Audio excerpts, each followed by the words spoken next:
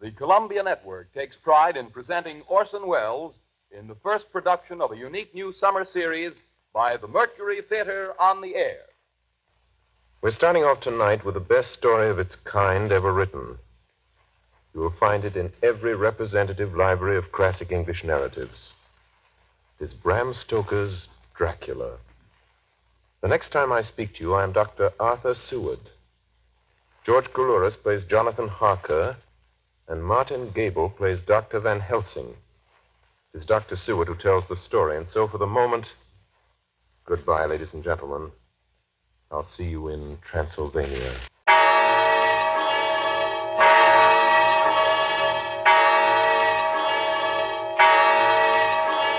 The Mercury Theater on the Air presents Orson Welles as Count Dracula in his own version of Bram Stokers' great novel, Dracula.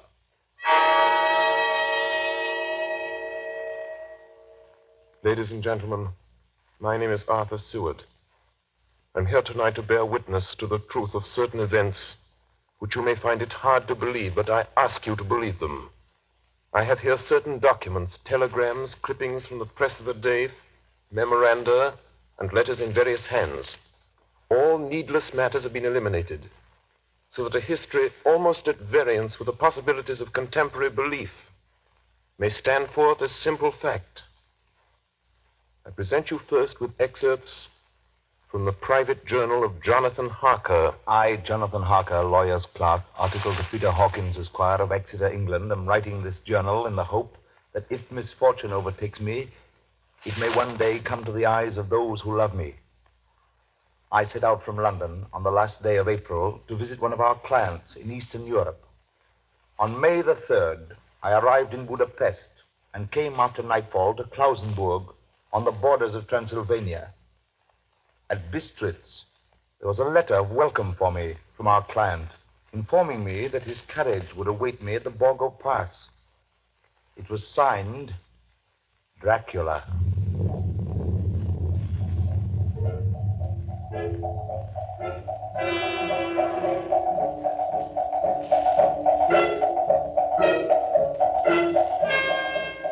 Bukovina! Couch for Bukovina!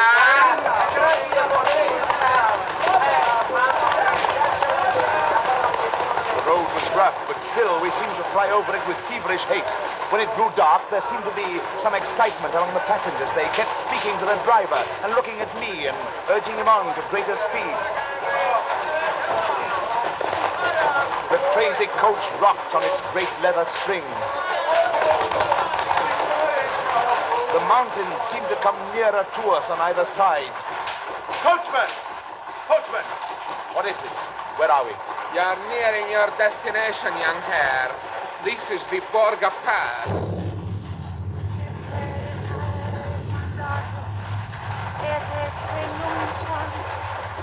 There were black, rolling clouds overhead, and in the air the heavy, oppressive sense of thunder.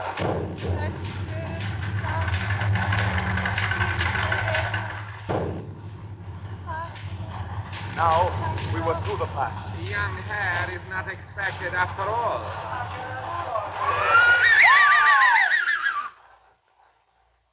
You are early tonight, my friends. A caleche with 4 horses had drawn up beside us. Let me help you, sir. The coachman smiled, and the lamplight fell on a hard-looking mouth with very red lips and sharp-looking teeth as white as ivory. We began to move. I looked back. The coach and its load of passengers had vanished from sight. We swept into the darkness of the pass. I struck a match. It was within a few minutes of midnight. And then a dog began to howl somewhere far down the road. The wind was rising. It moaned and whistled through the rocks, and the branches of the trees clashed together as we swept along. It grew colder and colder still, and fine powdery snow began to fall. The baying of wolves sounded nearer and nearer, as though they were closing round us from every side. We kept on ascending, always ascending. The howling of wolves was growing less. Presently, It ceased altogether. And just then, the moon broke through the black cloud. There's a ring of wolves running alongside the carriage, in silence, with white teeth and lolling red tongues, with long sinewy limbs and shaggy hair. Welcome to my house. I must have fallen asleep. The carriage had pulled up in the courtyard of a vast ruined castle. The coachman was nowhere to be seen. Welcome to my house. Come freely, go safely, and leave something of the happiness you bring. Count Dracula? I am Dracula. His face was strong, very strong, aquiline. The mouth, so far as I could see under the heavy mustache, was fixed and rather cruel looking, with peculiarly sharp white teeth. You hear them, Mr. Harker. The wolves? The children of the night, as you say, Mr. Harker. The wolves. Listen. Come now. There are many things you must tell me tomorrow. Of England and of the estate there you have purchased for me. Why, yes. The estate is called Carfax, I believe. Yes, that is so. But now I will detain you no longer. You will find your room in readiness. And I advise you not to leave it during the night.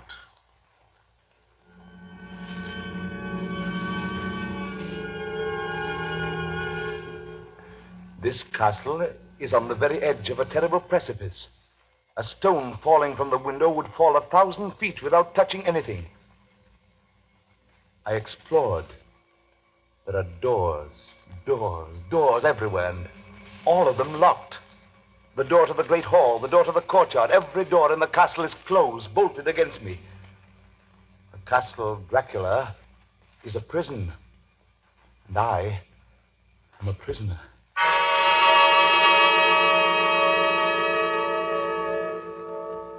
The next night, I couldn't sleep.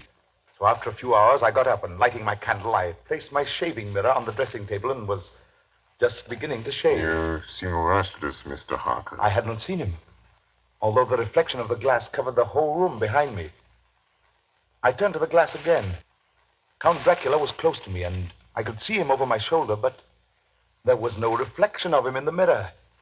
It was blank. I started and cut myself on the side of the throat. The blood was trickling down my neck. Count, my mirror! The blood! The blood! Wipe the blood from your face, Mr. Harker. And take care how you cut yourself. It is more dangerous than you think in this country.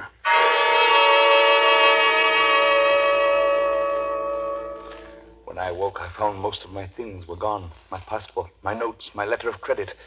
I could find no trace of them anywhere. And my door is locked from the outside.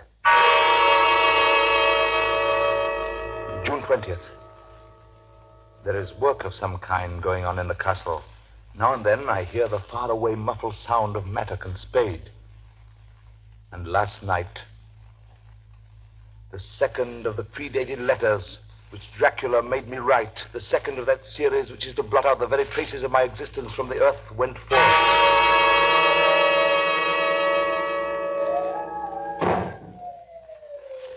Count Dracula. Yes, my young friend. Well, what of me? When am I free?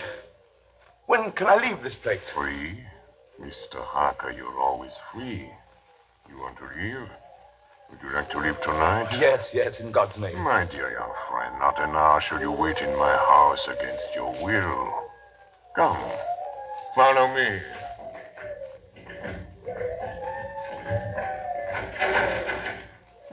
The door seems to be bolted. How strange. The door is locked. Well, in God's name, open it. As you will, Mr. Harker. You English have a proverb which is very close to my heart. Welcome the coming, speed the parting guest. Good night, Mr. Harker. Shut the door! Shut the door! I tell you, shut the door! Shut! The door is shut, Mr. Harker. I take it you will remain. Morning, June the 30th. These may be the last words I ever write in this diary. Oh, God preserve my sanity. I have never seen Count Dracula by day. At sunrise, at the first cockcrow, he is gone. I don't understand these things. I only know that the wolves obey him, and that he is a man with hair on the palm of his hands, with sharp teeth, and no blood in his face. He casts no shadow. He cannot be seen in a glass, and he moves like a bat across the sheer face of the castle walls. He eats no food, and is mortally afraid of the crucifix. As I write this, I hear in the courtyard the rolling of heavy wheels and the cracking of whips.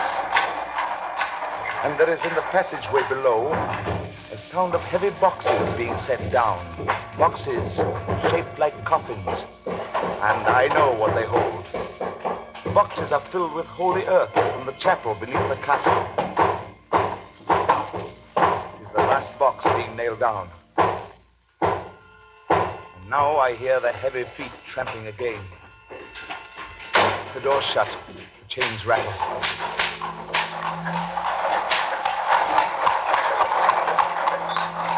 In the courtyard and down the rocky way, the roll of heavy wheels, the crack of whips. Help! Help! Help! The wagons have gone. I'm alone in the castle. I'm alone in the castle. I'm alone in the castle. I'm alone. I'm alone. I'm alone. Ladies and gentlemen, this is Dr. Seward. Mr. Harker's journal terminates at this point. I now present in evidence a clipping dated August 8th of that year from the Yorkshire Telegraph from our correspondent in Whitby. One of the greatest and suddenest storms on record was experienced here today. The weather has been somewhat sultry, but Saturday evening was fine. The band was playing. The piers were crowded with holidaymakers. The wind fell away entirely during the evening, and there was a dead calm. There were but few lights at sea. The only sail noticeable was a foreign schooner under full canvas, which was seemingly going westward. A little after midnight came a strange sound from over the sea, and high overhead the air began to carry a strange, faint, hollow booming. Then, without warning, the tempest broke. And there, with all sails set, was the foreign schooner rushing with terrific speed toward the shore. A searchlight was turned on her. And there, lashed to the helm, was a corpse with drooping head which swayed horribly to and fro at each motion of the ship. A moment later, she crashed. And then a strange thing was seen. At the very instant she touched, a huge dog sprang up on deck from below and, running forward, jumped from the bow onto the sand and, making straight up the east cliff toward the graveyard, vanished into the night. The Coast Guard, going aboard at dawn, found the dead man fastened to a spoke of the wheel. Tightly clutched in one hand was a crucifix. The man must have been dead for quite 2 days. In the pocket of the dead man's coat was found a bottle, carefully corked, containing a roll of paper. This proved to be an addendum to the ship's log. There was found on board only a small amount of cargo, and that of a most unusual nature. Apparently the ship carried nothing but earth, common earth, packed away in wooden boxes, shaped much like coffins.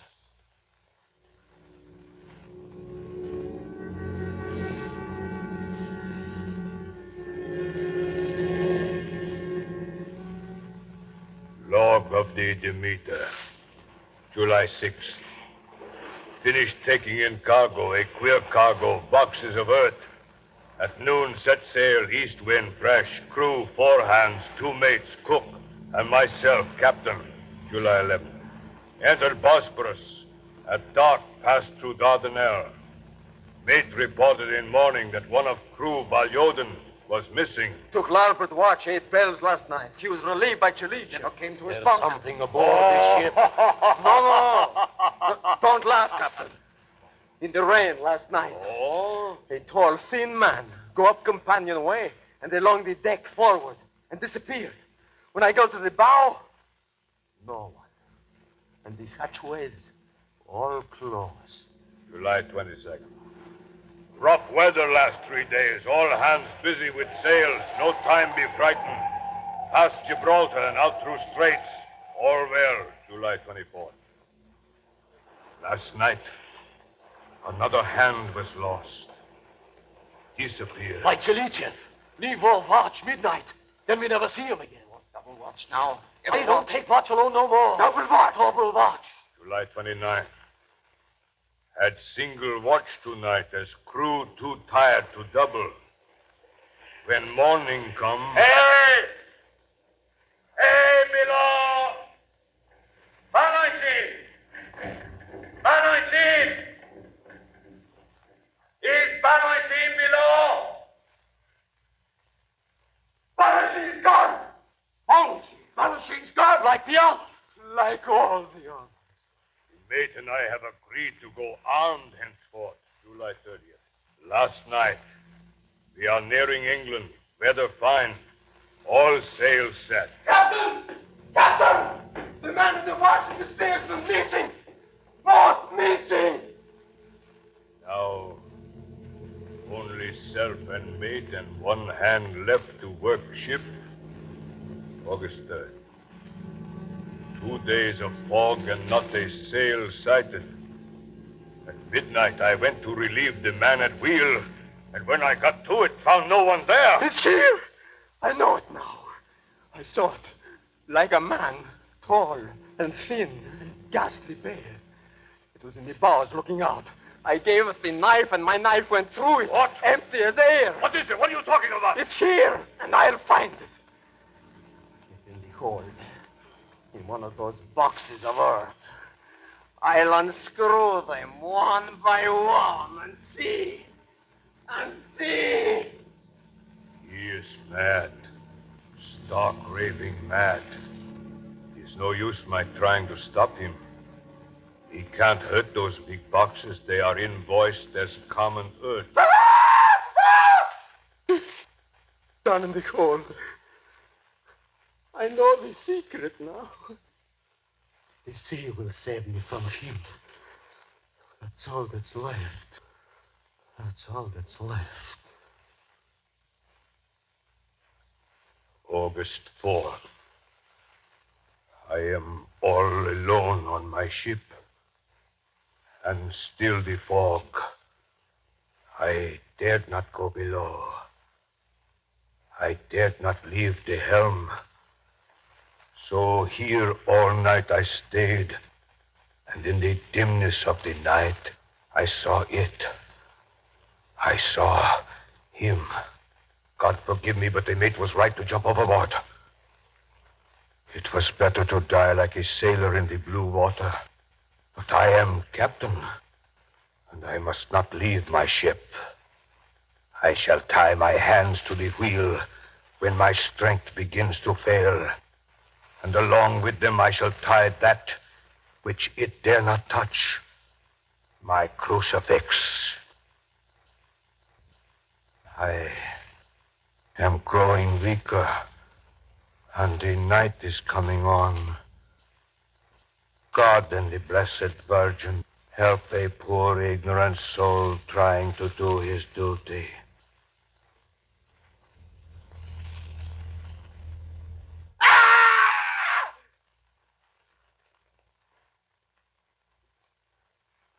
You are listening to the Columbia Network's first presentation in a new summer series of unique dramatic productions featuring Orson Welles and the Mercury Theater on the Air. In just a moment, our story of Bram Stokers' Dracula will continue. This is the Columbia Broadcasting System. We continue now with Columbia Network's presentation of Orson Welles and the Mercury Theater on the Air in Dracula. Telegram, Seward, perfect, to Van Helsing, Amsterdam. Lucy Westenra in alarming condition. Cannot diagnose. Come at once. Seward. Telegram. Van Helsing, Amsterdam, to Stuart, Perfect. I'm on my way to you. Please arrange we examine patient immediately my arrival. Van Helsing. Ladies and gentlemen, I must now explain that 6 months before the events recorded here, I had become engaged to a young lady, Lucy Westenra. We were to have been married in the spring. My old teacher, Professor Van Helsing, arrived at 4 the next afternoon. I took him at once to Lucy's house. She lay in a bed asleep. She was ghastly, chalkily pale. The red seemed to have gone even from her lips and gums, and the bones of her face stood out. Young miss is bad. Very bad. She must have blood or she will die. Yet she is not anemic. The qualitative analysis of her blood gives quite normal condition. It is strange. I do not like to think how strange. Look! My God, her throat, look! The black velvet band that she always wore had dragged up a little and showed a red mark on her throat. Just over the external jugular vein were 2 punctures, not large, but not wholesome looking. The edges were white and worn looking. Well? Well, what is it, Professor?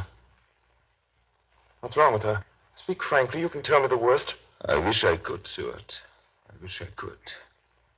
But I do not dare. But won't you tell me anything? I will tell you this. Your young lady is in a danger greater than death. You must believe me. If you leave her for 1 moment and harm befalls, you will not sleep easy thereafter.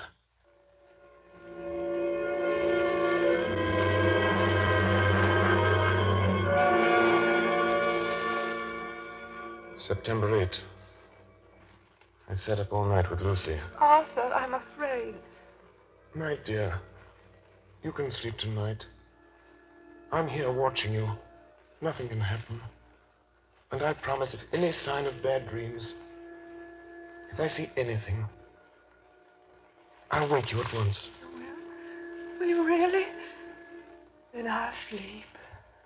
I sat all night by her bedside, and she did not wake once during the night, although a boughs or a bat or something flapped almost angrily against the window panes. September 11th. Still quoting from my private journals. At this time that I received a message from Purfleet. Read 10:20 p.m. St. John's Hospital, serious complications, case 891, your immediate presence, London, imperative. I had no choice.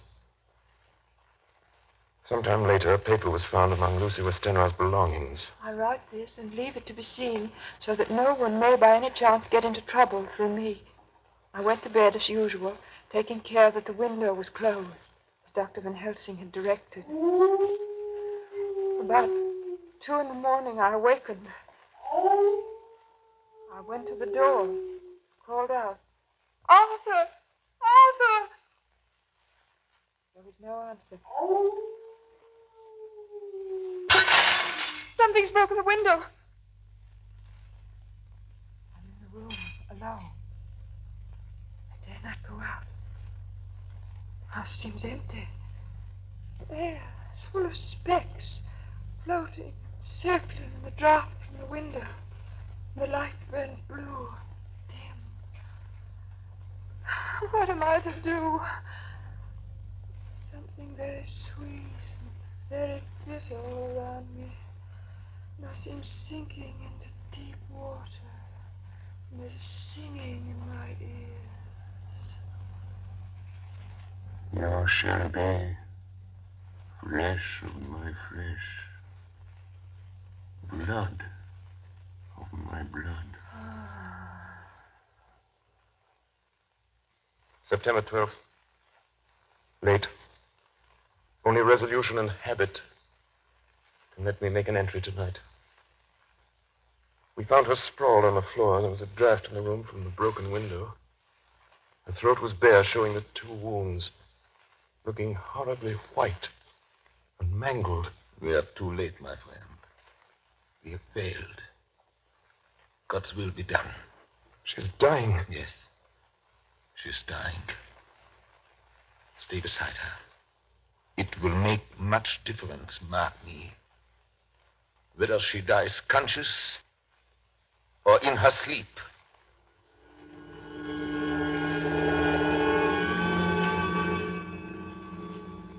It was late in the afternoon before she opened her eyes. Arthur, oh, my love, I'm so glad you've come. I took her hand and knelt beside her. Her breath came and went like a tired, peaceful child's. And then the light from the setting sun fell on her face, and then, insensibly, a strange change came over her. Her eyes grew suddenly dull and hard. Her breathing was heavy. The mouth opened, and the pale gums, drawn back, made the teeth look large and sharp. Arthur, oh, my love, I'm so glad you've come. Kiss me. Bend down and kiss me. Not for your life. Not for your living soul and hers. Lucy! She's dead. Poor girl. There's peace for her at last. The end. Not so. It is only the beginning. Wait and see.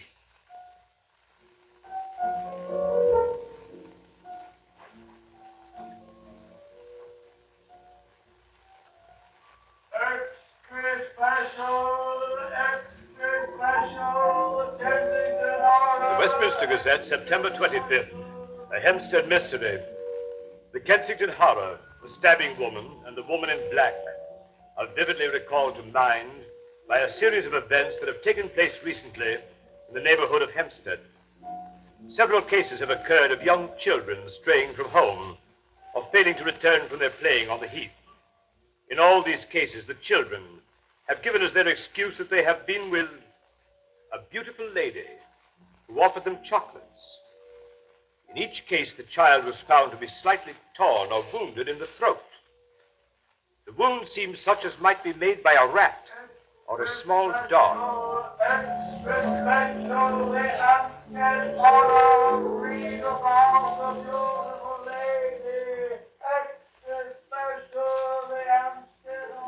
The Hempstead Horror. Another child injured by the beautiful lady.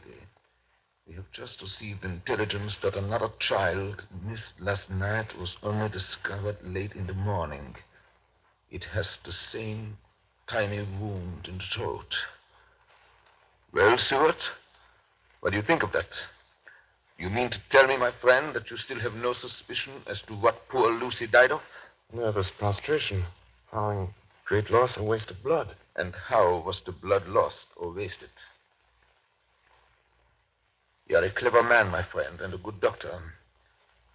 But you do not believe that there are things that you cannot understand. You are wrong, Stuart. Are you aware of all the mysteries of life and death?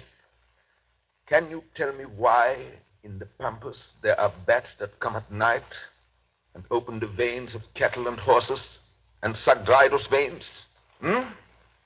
How in some islands of the western seas there are bats which hang on trees all day, and then when the sailors sleep on deck because it is hot, flit down on them, and then in the morning are found dead men as white as Miss Lucy was? I understand none of these things. After tonight, Stuart, if you dare to come with me, perhaps then you will understand. September 29th. Before dawn.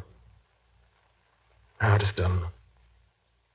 And I would sooner die 1,000 deaths than live again through what I did this night. We will spend the night, you and I, here in this churchyard where Miss Lucy is buried. We enter the tomb. And then? We open the coffin. You shall yet be convinced. Take care, Van Helsing. Miss Lucy is dead, is it not so? Then there can be no wrong to her. But if she is not dead... With some difficulty, we found the Westenra tomb. I took up my place behind a yew tree. On one side of the tomb, Van Helsing on the other. I was chilled and frightened. Suddenly, I saw something moving between two yew trees. A dim, white figure which held something at its breast. The figure stopped. I could not see the face, for it was bent down over what I saw to be a fair-haired child. There was a sharp little cry, such as a child gives in sleep, or a dog as it lies before the fire and dreams. Then the thing saw us. She drew back with an angry snarl. The lovely blood-stained mouth grew to an open square. If ever a face meant death, I saw it at that moment. Then suddenly she turned and vanished in the direction of the tomb. Child is not harmed. We leave him in a safe place where the police find him. There's more to do. Come. Now we were in the tomb. Then in the coffin. The thing lay. Like a nightmare of Lucy, the pointed teeth, the blood-stained mouth. Van Helsing never looked up. From his bag, he took out a book, his operating knives, a heavy hammer, and a round wooden stake, some 2 or 3 inches thick, sharpened to a fine point, and hardened over a fire. Stuart, the life of this unhappy woman is just begun. When she become what you call undead, there comes with the change the curse of immortality. She cannot die, but must go on age after age, adding new victims. Because all that die from the preying of the undead become themselves undead and prey on others. So the circle goes on, ever widening as the ripples from a stone thrown in the water. But if this lady, this undead, be made to rest as true dead, then the soul of the poor lady whom we love shall be again free. Tell me, what am I to do? Take this stake in your left hand, the hammer in your right. Yes? Place the point over the heart. Yes? Then, when I begin the prayer for the dead, in God's name strike. Oh. Are you ready? Now, Domine Jesu Christe, Fili de vivi, qui manus tuas ex voluntate Patri.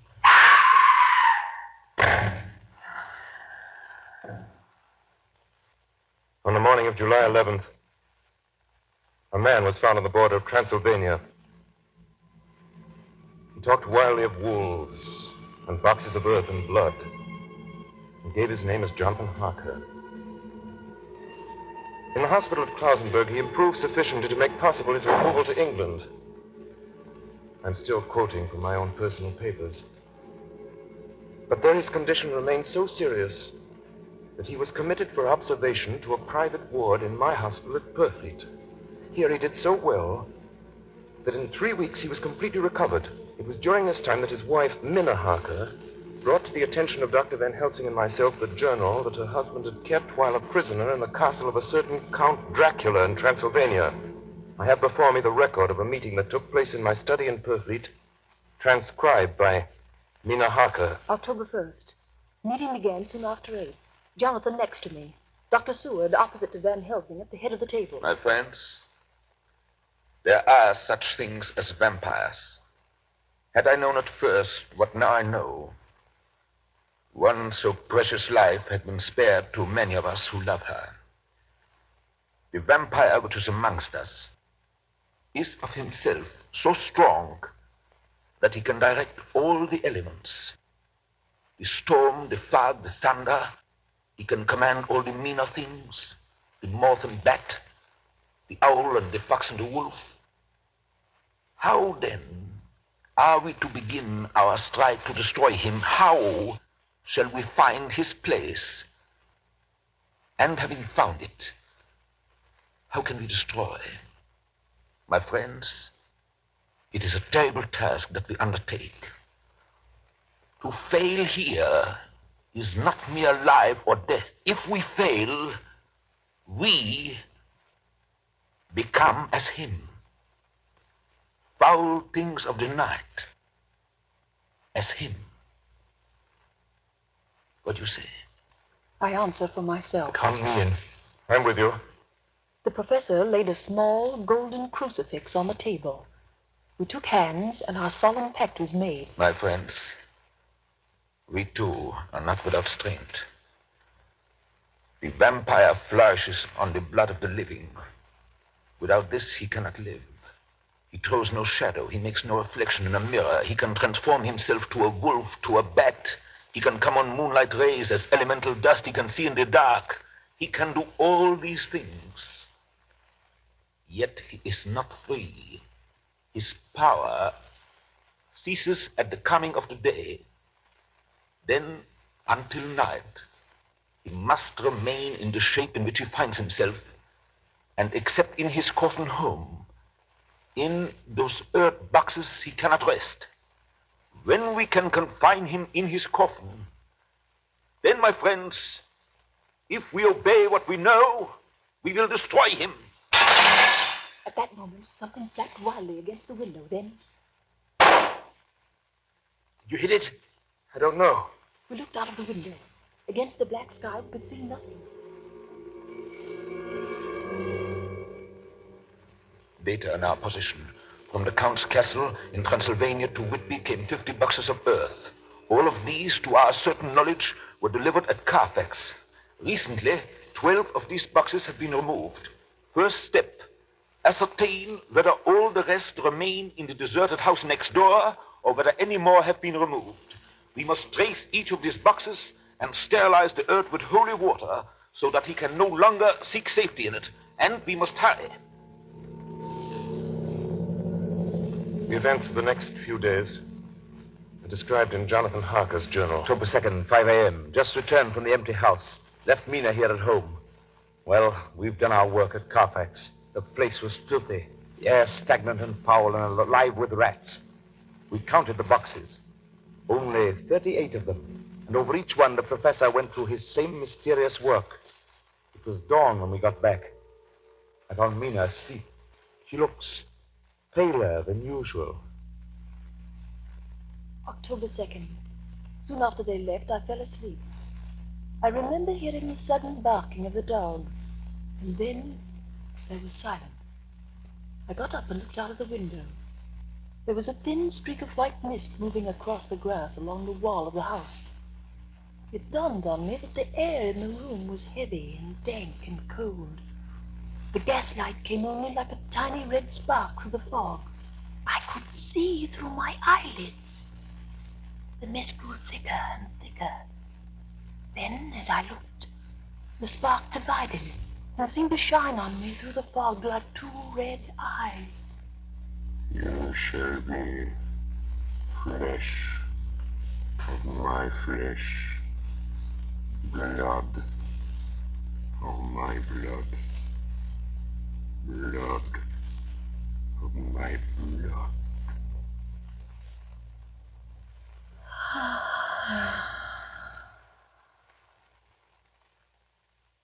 October 2nd, 8 p.m. We're on the track. 12 boxes were delivered last week to an empty house at 347 Piccadilly.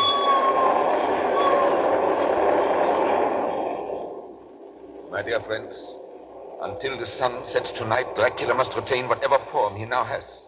We have this day to hunt out all his lairs and sterilize them. Then he will have no place where he can move and hide. But we have only until sunset. The house in Piccadilly was empty. Like the one at Purfleet, the same sickening smell was in the air. On a table, we found a clothes brush, a brush, and a comb, and a basin. The latter containing dirty water, which was reddened as if with blood. The boxes are back here. 8, 9, 10, 11. Only 11. There's a 12th box somewhere. Gentlemen, it is after 6. The sun is setting. We've no time to lose. He will return at any moment. Open the boxes. Quiet. Listen.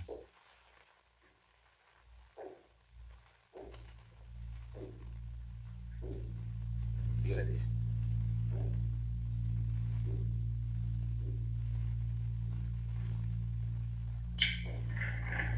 It is he! The window!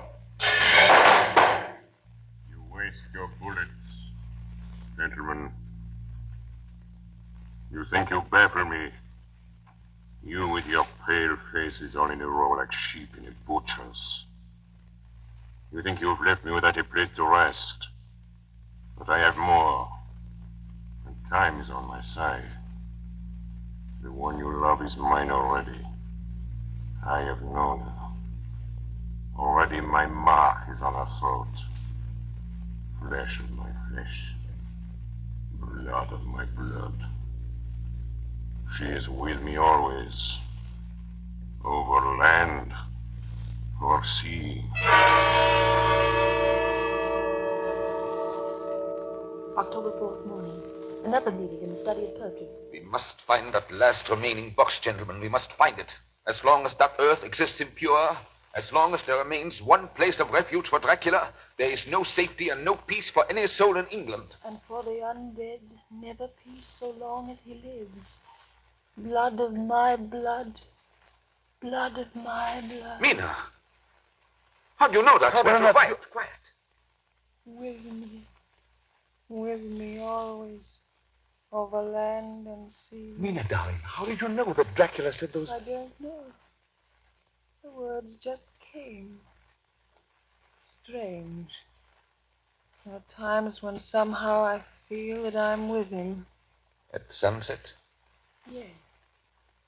Just at sunset. And again at sunrise. Dr. Van Helsing, if at that time you... Have you the courage? Courage for what? What do you mean? Dr. Van Helsing here will question me. I will question her, yes. In a state of hypnosis. The one you love is already mine, he said. She is with me always, over land or sea. Ah, Count Dracula. Perhaps she will betray you if she is really with you, this one we love. Who knows? If she is really with you over land or sea. Blood of my blood. Mina, Yes. answer me, Mina. Are you with him? Yes, I am with him. Where are you? I do not know. It is all dark. What do you hear? The lapping of water. I can hear it on the outside. Then you are on a ship. Yes, What else do you hear? there is the creaking of an anchor What are you chain. doing? Still. Oh, so still. It is like death. It's like death. Here is a report from Matson Peabody, shipbrokers. Dated October 5th, according to Lloyd's list, the only sailing ship that left for the Black Sea yesterday was the Tsarina Katrina, bound for Varna. Some hours before she sailed, a man came alongside, all in black, driving a cart with a great box in it. This he lifted down single-handed and carried below. No one remembers having seen him after that, as heavy mist came up over Doolittle Dock until sailing time. The rest of London Harbor remained completely clear. Our plans are made. The average sailing time from London to the Black Sea is 3 weeks. We can travel overland to the same place in 3 days. We shall be there waiting for him when he arrives. October 15th, arrive Varna about 5 o'clock. Mina seems stronger. Every morning before sunrise and just before sunset, she speaks to Van Helsing in a trance. Are you with him, Mina? Tell me, are you with him? I am with him. What can you see? Nothing. All is dark. What can you hear? I can hear the waves lapping against the ship and the water rushing by. The wind is high. I can hear it in the shrouds, and the bow throws back the foam.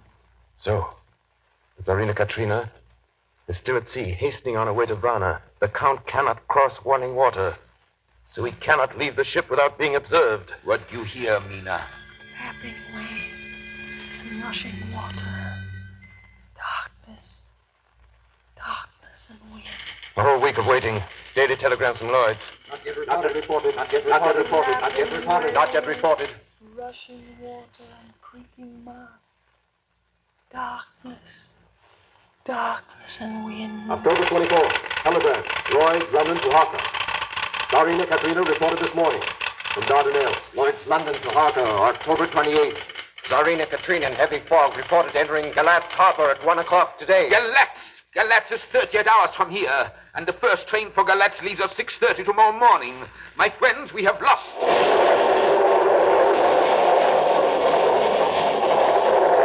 I am with him.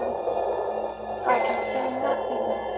Nothing. I can hear men's voices calling and the roll and creak of oars in the water.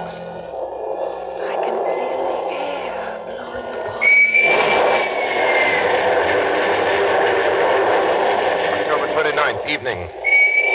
We are due between 2 and 3 in the morning, but already at Bucharest we are 3 hours late. Something's going on.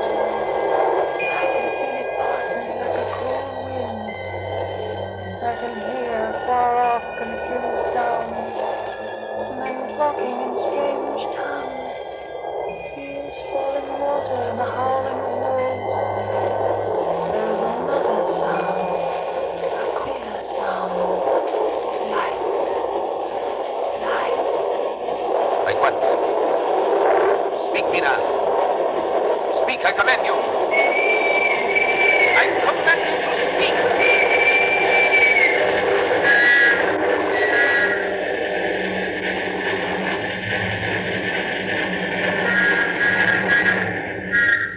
Arrived in Galatz.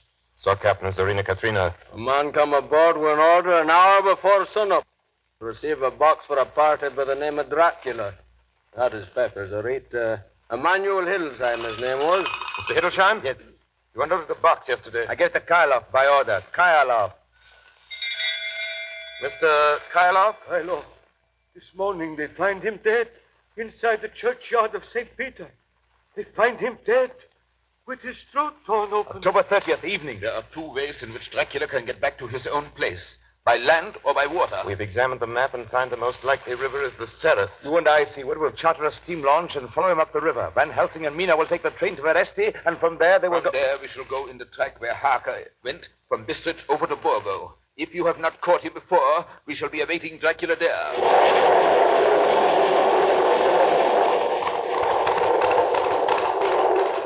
October 31st. We arrived at Veresti at noon, Van Helsing and I. Got a carriage here, and we start in an hour. Our enemy is still on the river. October 31st. We can run at good speed up the river at night. There's plenty of water, and the banks are wide apart. November 1st, evening. No news all day. We hear that a big boat went up the river before us, going at more than usual speed.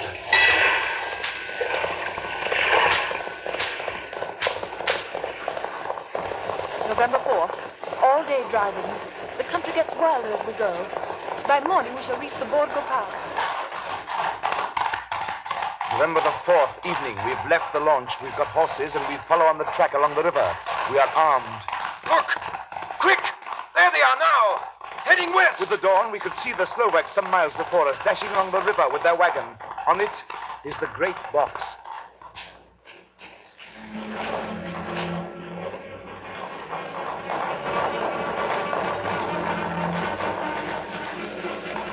Late in the afternoon, we reached the Borgo Pass. Van Helsing! Look! Look! We could see a long way all around us. Far off, beyond the white waste of snow, was the river like a black ribbon curling. Between us and the river, not afar off, came a group of men, mounted Slovaks hurrying along. In the midst of them was a wagon which swept from side to side. On the wagon was a great box. Look! We see 2 horsemen following fast, coming up from the south. Stewart and Harker. The Slovaks with their heavy wagon are losing their ground. Now the horsemen are not more than a mile behind. Now the wagon is quite close to us. We can see the great box swaying crazily. Now they are almost upon us.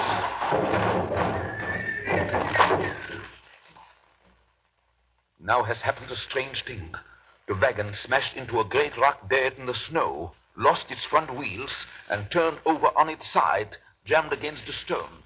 The horses tore loose from their traces and bolted, and the Slovaks scatter and vanish after them. Then silence. Silence like comes after ringing a bell. Look. His face. It is Dracula, sprawled out stiff and twisted in the smear of his own holy earth. The box, in falling, has emptied the dirt onto the snow. His face is old-looking. The skin is like paper. Dr. Seward, there's no time. Look at the sun. Sunset. In 1 minute there is darkness, and he is forever lost to us. Have you the stake of wood and the hammer? Here. Now, Seward, pray for us. Kneel down and pray. Harker, the stake of wood over his heart. Be not afraid, Harker. Do not look into his eyes. The hammer. Now, Harker, strike. Strike!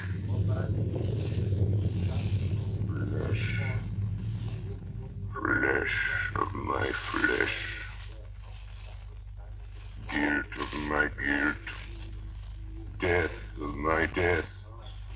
Speak and be manifest in the instant of your master's peril.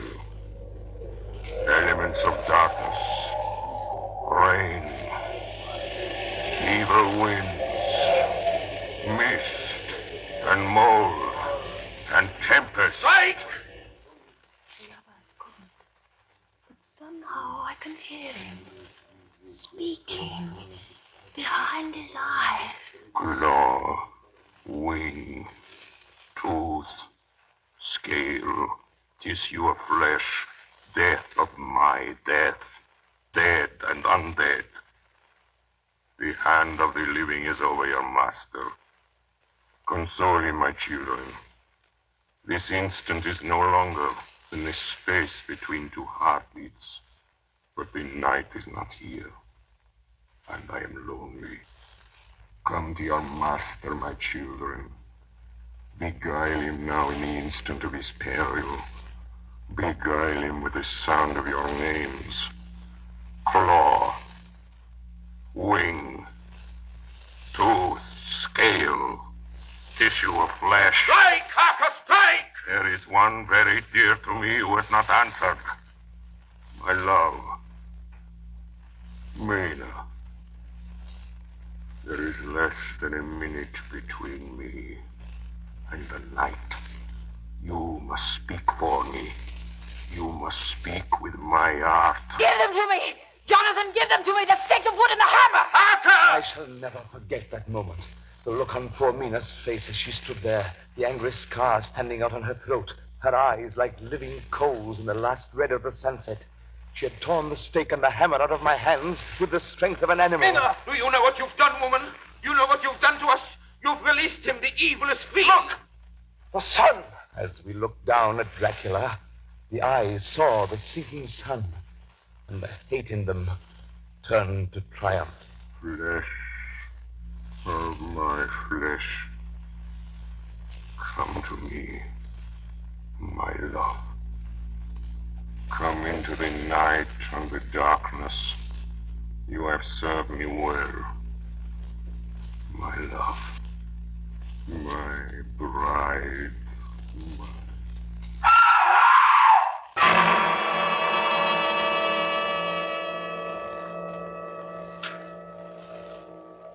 Ladies and gentlemen, all the evidence in this case is now before you. I've added nothing.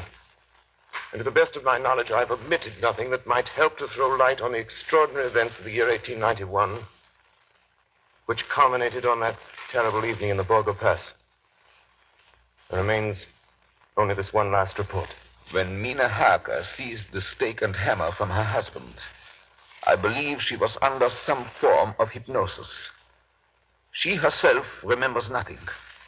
But whatever influence was at work on her, she must, at the last moment, have rejected it. For at the exact instant the sun disappeared, it was Mina Harker who drove the stake through the heart of the thing that called itself Dracula. At that same instant, even as we looked, the wound on the side of her throat was no more.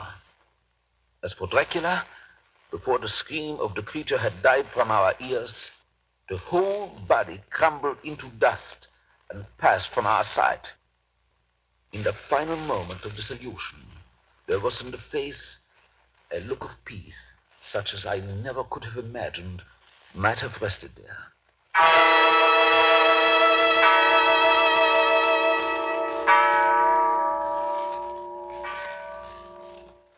Tonight's production of Dracula by Orson Welles and the Mercury Theater was the first of 9 CBS broadcasts in which this brilliant group will bring to life a series of great narratives, all presented in the immediacy of the first person singular.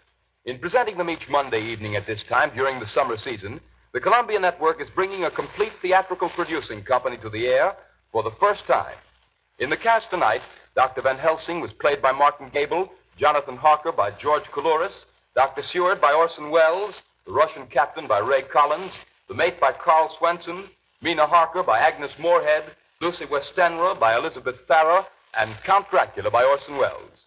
Bernard Herrmann composed the original music and conducted. Dan Seymour speaking. Davidson Taylor supervised the production for the Columbia Network. And now here is the director to tell you about next week's Mercury Theater production, Mr. Orson Welles. Ladies and gentlemen, what are your favorite stories? If there is one you're particularly fond of and would like to hear on the air, will you please write me about it? Next week, the Mercury Theater is going to tell you Robert Louis Stevenson's exciting yarn about pirates and the sea, Treasure Island. Until then, just in case Count Dracula has left you a little apprehensive, one word of comfort. When you go to bed tonight, don't worry. Put out the lights and go to sleep. It's all right. You can rest peacefully. That's just a sound effect. There. Over there in the shadow, see? It's nothing. Nothing at all. Nothing at all. I think it's nothing. But always remember, ladies and gentlemen, there are werewolves. There are vampires. Such things do exist. Let's all go to the lobby. Let's all go to the lobby. Let's all go to the lobby to get ourselves a treat.